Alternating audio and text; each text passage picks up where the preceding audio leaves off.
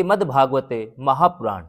अभी तक तृतीय स्कंद के 16वें अध्याय में हमने जाना कि सनकादि ऋषि मुनियों के शाप से जय विजय का वैकुंठ से पतन हो जाता है और भगवान कहते हैं कि मैं स्वयं अवतार लेकर इन दोनों को वापस वैकुंठ लोक लेके आऊंगा। आज हम जानेंगे 17वां अध्याय हिरण्याकशिपु और हिरण्याक्ष का जन्म का हिरण्याक्ष की दिग्विजय।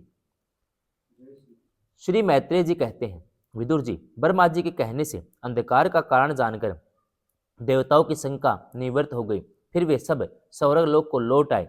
इधर दीति को अपने पति देव के कथन अनुसार पुत्रों की ओर से उपद्रव आदि की आशंका बनी रहती थी। इसलिए जब पूरे 100 वर्ष बीत गए तब उस साध्वी ने 2 यमज जुड़वे पुत्र उत्पन्न किए। उनके जन्म लेते समय स्वर्ग, पृथ्वी और अंतरिक्ष में अनेकों उत्पात होने लगे, जिनसे लोग अत्यंत भयभीत हो गए। जहां तहां पृथ्वी और पर्वत कांपने लगे, सब दिशाओं में दाह होने लगे, जगह जगह उल्कापात होने लगा, बिजलियां गिरने लगी और आकाश में अनिष्ट सूचक धूमकेतु पुच्छल तारे दिखाई देने लगे। बार बार साएं साएं करती बड़े बड़े वृक्ष को उखाड़ती हुई बड़े विकट और असहाय वायु चलने लगी। उसमें आंधी, उसकी सेना और उड़ती हुई धूल ध्वजा के समान जान पड़ती थी। बिजली जोर जोर से चमक कर मानो खिलखिला रही थी। घटाओं ने ऐसा सघन रूप धारण किया कि सूर्य, चंद्र आदि ग्रहों के लुप्त हो जाने से आकाश में गहरा अंधेरा छा गया। उसमें कहीं कुछ भी दिखाई न देता था। समुद्र दुखी मनुष्य की भांति कोलाहल करने लगा। उसमें ऊंची ऊंची तरंगें उठने लगी। उसके भीतर रहने वाले जीवों में बड़ी हलचल मच गई।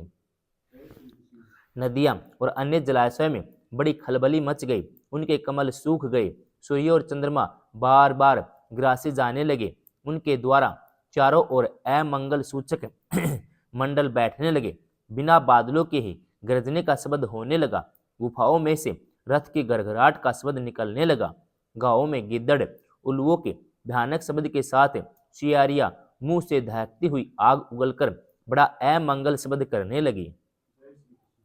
जहां तहां कुत्ते अपनी गर्दन ऊपर उठाकर कभी गाने कभी रोने के समान भांति भांति के शब्द करने लगे। विदुर जी, झुंड के झुंड गधे अपने कठोर खुरों से पृथ्वी खोदते और रेंकने का शब्द करते हुए मतवाले होकर इधर उधर दौड़ने लगे। पक्षी गधों के शब्द से डर डर कर रोते चिल्लाते अपने घोंसलों से उड़ने लगे। अपने खिरकों में बंधे हुए वन में चरते हुए गाय, बैल आदि पशु डर के मारे मल मूत्र त्यागने लगे। गोएं ऐसा डर गई कि दुहने पर उनके थनों से खून निकलने लगा। बादल पीप की वर्षा करने लगे। देव मूर्तियों की आंखों से आंसू बहने लगे। आंधी के बिना ही वृक्ष उखड़ उखड़ कर गिरने लगे। शनि, राहु आदि क्रूर ग्रह प्रबल होकर चंद्र, बृहस्पति आदि सौम्य ग्रहों और बहुत से नक्षत्रों को लांघकर वक्र गति से चलने लगे, आपस में युद्ध करने लगे। ऐसे ही और भी अनेकों भयंकर उत्पात देखकर सनकादि के सिवा सब जीव भयभीत हो गए और उन उत्पातों का मर्म न जानने के कारण उन्होंने यही समझा कि अब संसार का प्रलय होने वाला है। वे दोनों आदिदत्ते जन्म के अनंतर शीघ्र ही अपने फौलाद के समान कठोर शरीरों से बढ़कर महान पर्वतों के सदृश हो गए। उनका पूर्व पराक्रम भी प्रकट हो गया। वे इतने ऊंचे थे कि उनके सुवर्णमय मुकुटों का अग्रभाग सरों को स्पर्श करता था। उनके विशाल शरीरों में से सारी दिशाएं आच्छादित हो जाती थी। उनकी भुजाओं में सोने के बाजूबंद चमचमा रहे थे। पृथ्वी पर जो वे एक एक कदम रखते थे उससे भूकंप होने लगता था। जब वे खड़े होते थे तब उनकी जगमगाती हुई चमकीली करधनी से सुशोभित कमर अपनी प्रकाश से सूर्यों को भी मात करती थी। वे दोनों यमज थे। प्रजापति कश्यप ने उनका नामकरण किया। उनमें से जो उनके वीर्य से दीति के गर्भ में पहले स्थापित हुआ था उसका नाम हिरण्यकशिपु रखा, और जो दीति के उदर से पहले निकला वह हिरण्याक्ष के नाम से विख्यात हुआ। हिरण्यकशिपु ब्रह्मा जी के वश से मृत्यु भय से मुक्त हो जाने के कारण बड़ा उद्धत हो गया था। उसने अपनी भुजाओं के बल से लोकपालों के सहित तीनों लोकों को अपने वश में कर लिया। वह अपने छोटे भाई हिरण्याक्ष को बहुत चाहता था।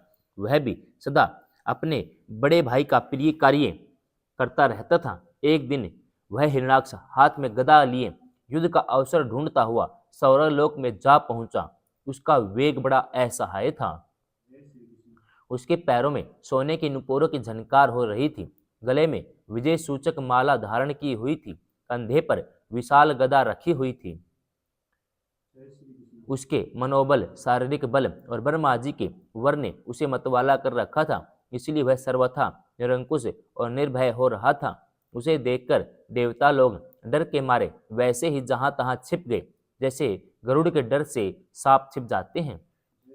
जब दत्तेराज हिरणाक्ष ने देखा कि मेरे तेज के सामने बड़े बड़े गर्वीले इंद्र आदि देवता भी छिप गए हैं, तब उन्हें अपने सामने न देखकर वह बार बार भयंकर गर्जना करने लगा।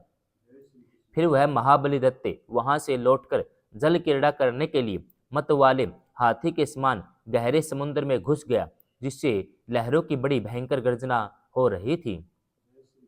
जो ही उसने समुद्र में पैर रखा कि डर के मारे वरुण के सैनिक जलचर जीव हक्का बक्का गए और किसी प्रकार की छेड़छाड़ न करने पर वे उसकी धाक से ही घबराकर बहुत दूर भाग गए।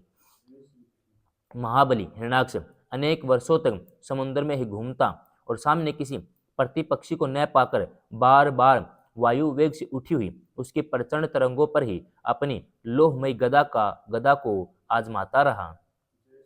इस प्रकार घूमते घूमते वह वरुण की राजधानी विभावपुरी में जा पहुंचा। वहां पाताल लोक के स्वामी जलचरों के अधिपति वरुण जी को देखकर उसने उनकी हंसी उड़ाते हुए नीच मनुष्य के भांति प्रणाम किया और कुछ मुस्कुराते हुए व्यंग्य से कहा, महाराज मुझे युद्ध की भिक्षा दीजिए। प्रभु आप तो लोकपालक राजा और बड़े कीर्तिशाली हैं। जो लोग अपने को बांका वीर समझते हैं उनके वीर्य मद को आप चूर्ण कर चुके हैं। पहले एक बार आपने संसार के समस्त दैत्य दानवों को जीतकर राजसूय यज्ञ भी किया था। उस मद उन्मत्त शत्रु के इस प्रकार बहुत उपहास करने से भगवान वरुण को क्रोध तो बहुत आया, किंतु अपने बुद्धिबल से जो उसे पी गए और बदले में उससे कहने लगे, भाई हमें तो अब युद्ध आदि का कोई चाव नहीं रह गया। भगवान पुराण पुरुष के सिवा हमें और कोई ऐसा दिखता ही नहीं जो तुम जैसे रणकुशल वीर को युद्ध में संतुष्ट कर सके। दत्तेराज तुम उन्हीं के पास जाओ, वे ही तुम्हारी कामना पूरी करेंगे।